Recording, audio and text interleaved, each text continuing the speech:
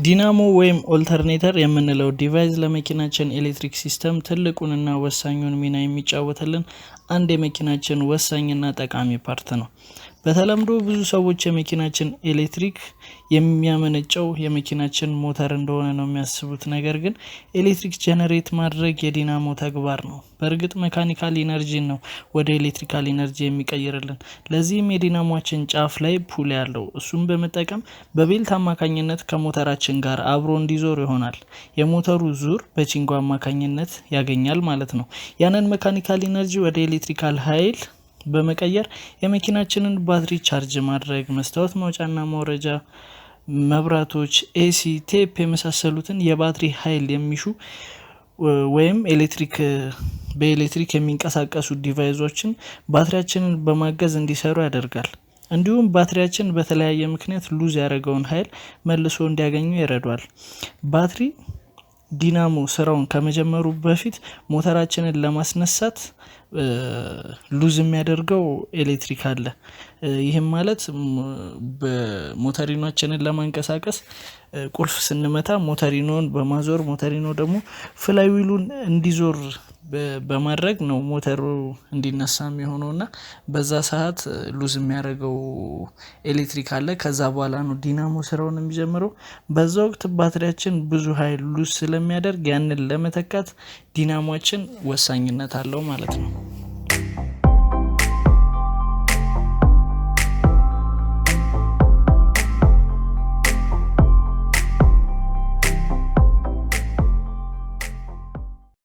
ዲናሞችን እንዴት ነው የሚሰራው፣ ኤሌክትሮማግኔቲክ ኢንዳክሽን እንዴት ይፈጠራል የሚለውን በዝርዝር ለማየት እንሞክራለን። በመጀመሪያ ዲናሞችን ምን ፓርት አሉት፣ ስማቸው፣ ያላቸው ጠቀሜታና እንዴት እንደሚሰሩ አብረን እናያለን ማለት ነው። የመጀመሪያው ፑሊ ነው።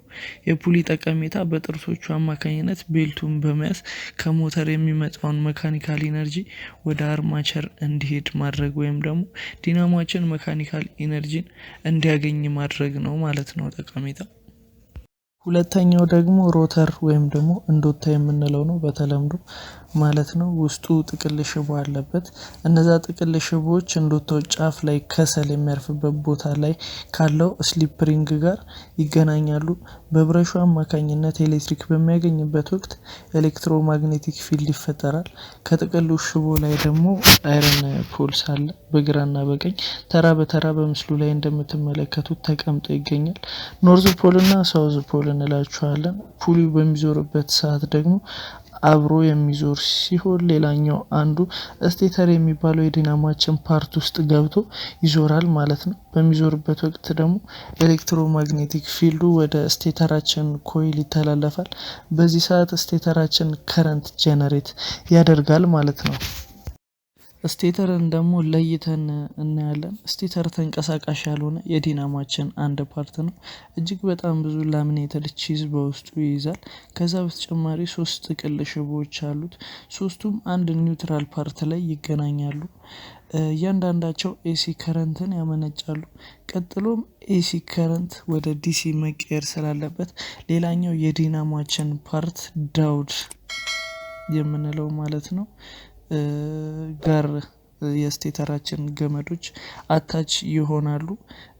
ኤሲ ከረንት የነበረውን ወደ ዲሲ ይቀይርልናል ዳውዳችን ማለት ነው። ምክንያቱም መኪናችን ዲሲ ከረንትን ስለሚጠቀም ወይም ደግሞ ዳይሬክት ከረንትን ስለሆነ መኪናችን የሚጠቀመው ማለት ነው።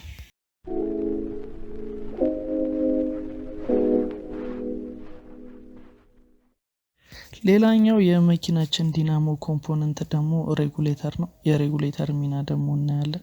ዲናሞችን ከሞተር በሚያገኘው ዙር አማካኝነት ኤሌክትሪክ ፕሮዲውስ ካረገ የኤሌክትሪክ መጠን የሚወሰነው በመኪናው ዙር ነው ማለት ነው። ይህም ማለት ክራንክ ሻፍቱ በጣም በዞረ ቁጥር ኤሌክትሪክ ጀነሬት የሚያደርገው የኤሌክትሪክ መጠን ይበዛል ማለት ነው። ስለዚህ ያንን የሚቆጣጠርልን ሬጉሌት የሚያደርግልን ነገር ያስፈልገናል። ለዛም ነው ሬጉሌተርን የምንጠቀመው።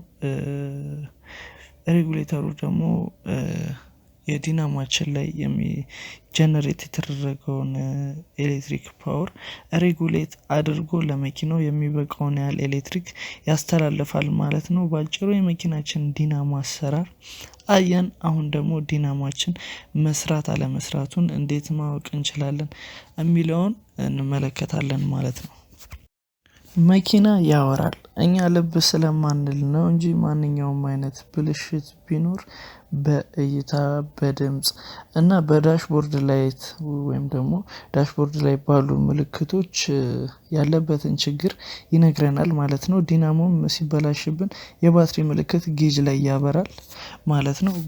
የባትሪ ምልክት አበራብን ማለት የመኪናችን ዲናሞ ስራውን እንዳቆመ የሚያመለክት ሲሆን ከበራብንም ሴፍ የሆነ ቦታ አቁመን ነው ሞተሩን ማጥፋት ያለብን፣ ያለበለዛ ላይነሳልን ይችላል ማለት ነው። ምክንያቱም ደግሞ ዲናሞ ስራውን ስላቆመ የመኪናችን ባትሪ ሎድ በስቶበት ያለውን ኃይል ስለሚጨርስ የመኪናችን ባትሪ ይደክማል፣ ሞተሩን የማስነሳት ኃይል ስለማይኖረው ማለት ነው።